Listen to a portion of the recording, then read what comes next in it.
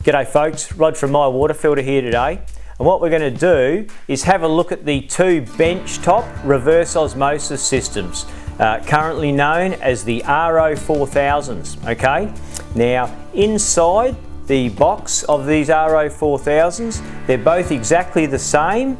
Then it's when we get outside on the top that this one here, the better model, varies because it's got an alkalizer.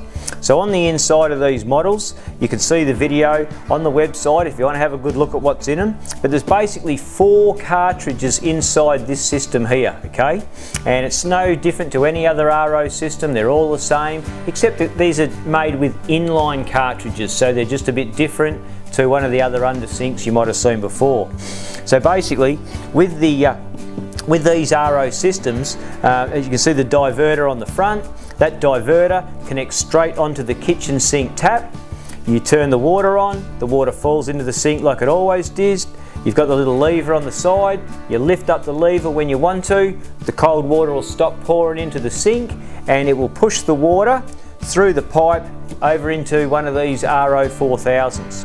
The water will come in and it goes through a sediment cartridge, takes the lumps and bumps and dirt out, comes back through a carbon cartridge, takes out the chlorine and the chemical, and although we want it out, it also takes care and protects the membrane in stage 3.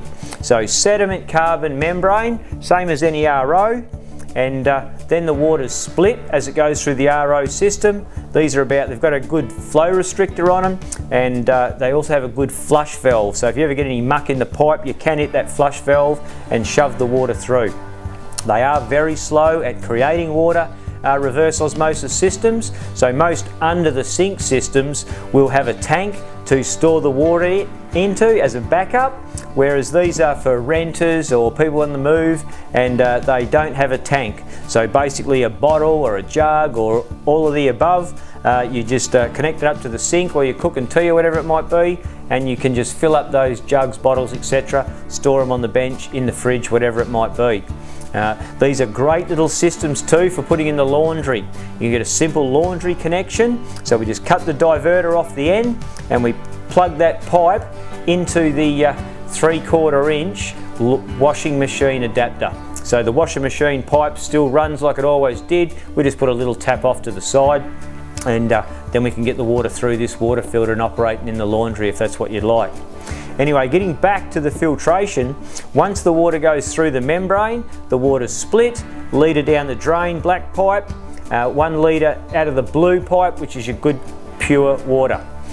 Once it comes out of that membrane, that pure water, on this little one here, the RO4000, it's only got 4 cartridges inside, so it's going sediment, carbon, membrane, and then it goes through the last carbon to polish the water up after the harsh treatment from the membrane to really squeeze all that contamination out of the water that you don't want.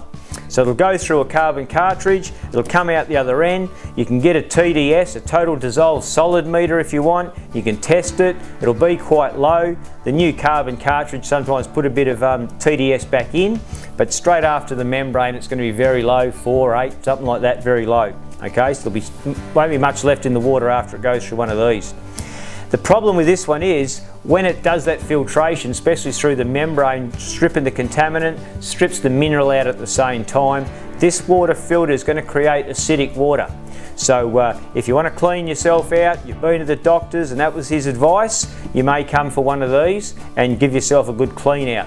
Drinking pH 6 water, flush the body out.